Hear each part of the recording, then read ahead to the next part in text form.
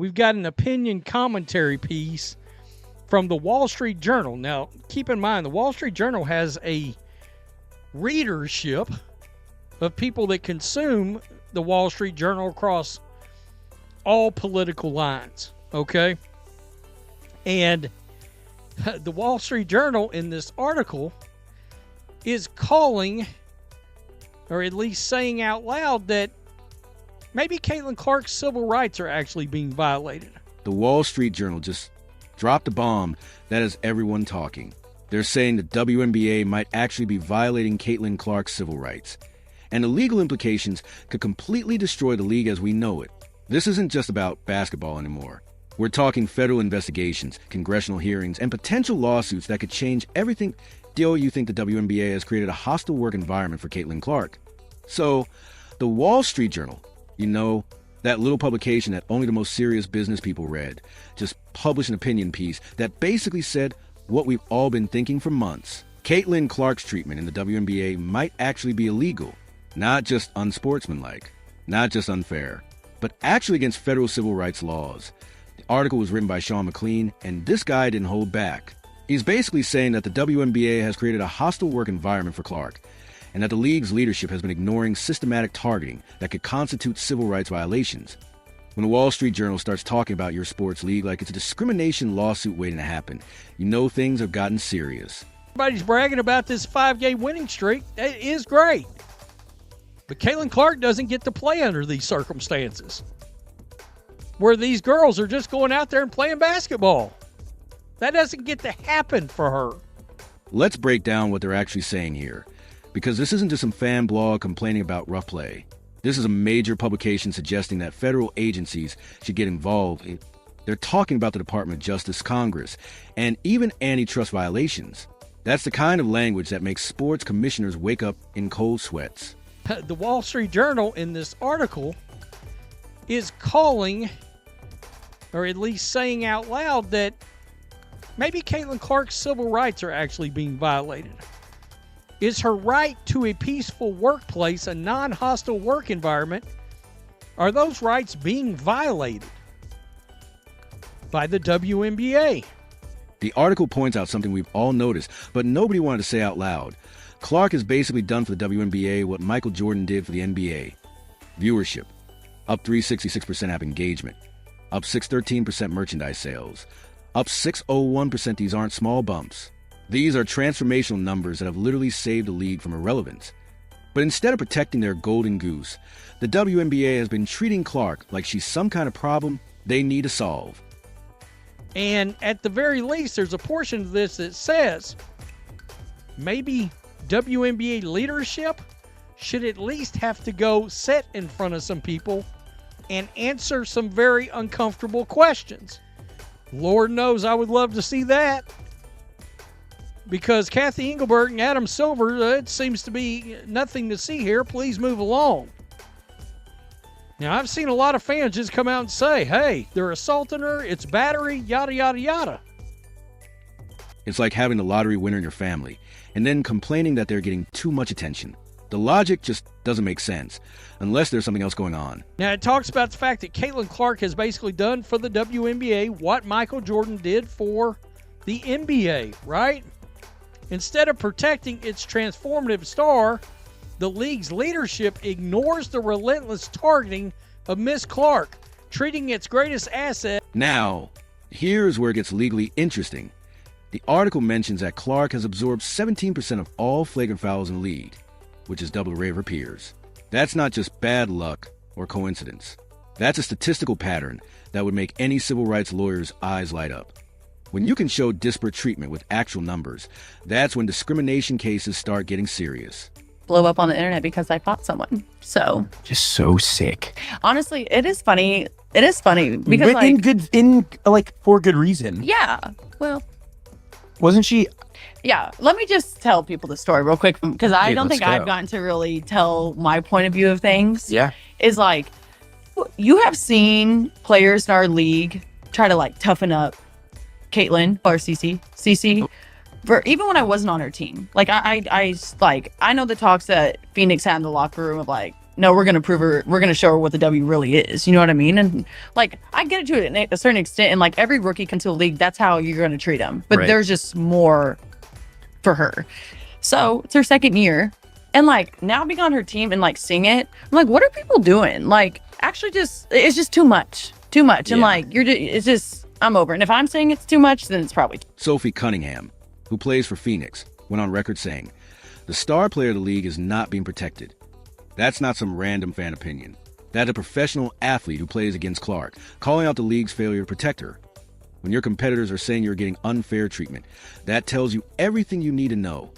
Clark herself has said, "Everybody is physical with me. They get away with things others don't." Now, that's a pretty measured way of saying that the officiating has been trash when it comes to protecting her. She's not screaming about conspiracies or demanding special treatment. She's just pointing out the obvious double standard.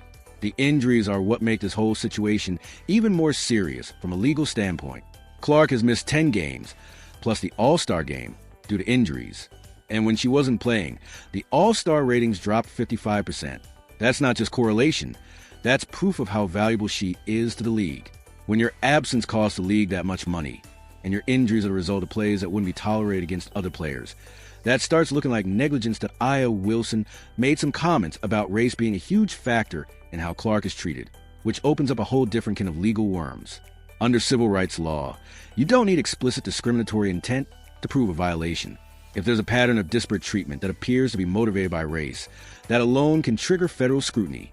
The article specifically mentions a Harris versus Forklift Systems case from 1993, which established a legal standard for hostile work environments. They're saying Clark's situation meets that definition because the conduct is severe and pervasive and has altered her working conditions. That's not sports analysis. That's legal analysis using actual court precedent. Then there's a Texas Department of Community Affairs versus Burdine case from 1981, which dealt with disparate treatment under Title VII of the Civil Rights Act. The article is basically laying out a legal roadmap for how Clark could prove discrimination without having to show intentional animus. The burden would shift to the WNBA to prove they had non-discriminatory reasons for the different treatment. Sheila Johnson, the owner of the Washington Mystics, made those comments about Clark not deserving to be Time's Athlete of the Year by herself. Dick Vitale called it pure jealousy. But from a legal standpoint, those kind of comments from team owners could be used as evidence of league-wide hostility toward Clark. The Olympic roster situation is another piece of evidence that could be relevant in a discrimination case. Clark was arguably the most popular and successful player in women's basketball, but she got left off the team. When you combine that with everything else, it starts to look like a pattern of retaliation or exclusion. Now, here's where things get really interesting from a political standpoint. Senator Jim Banks already sent a letter to Commissioner Kathy Engelbert demanding answers about Clark's treatment.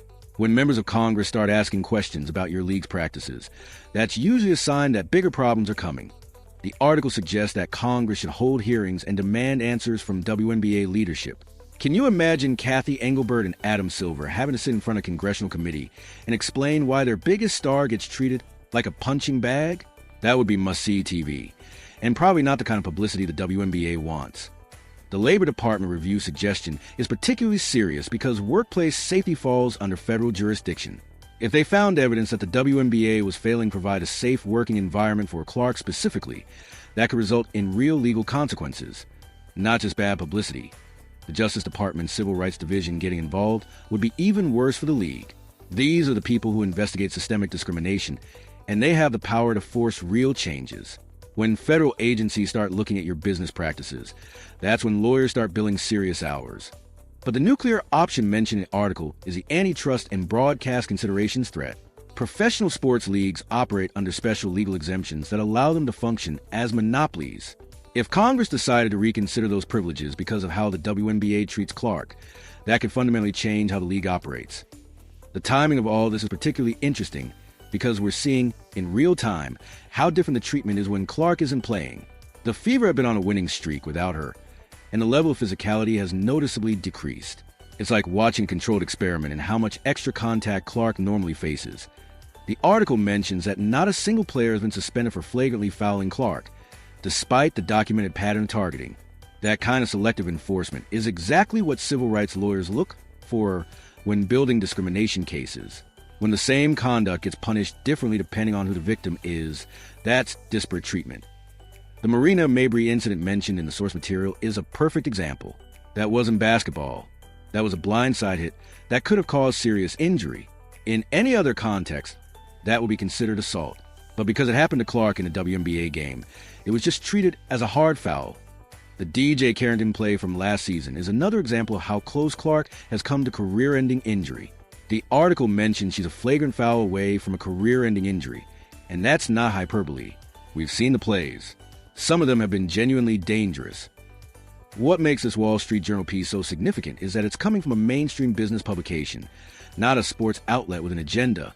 When business journalists start talking about civil rights violations in sports, that means the story has moved beyond the sports world into the realm of serious legal and political consequences. The viewership numbers tell the whole story about Clark's value to the league.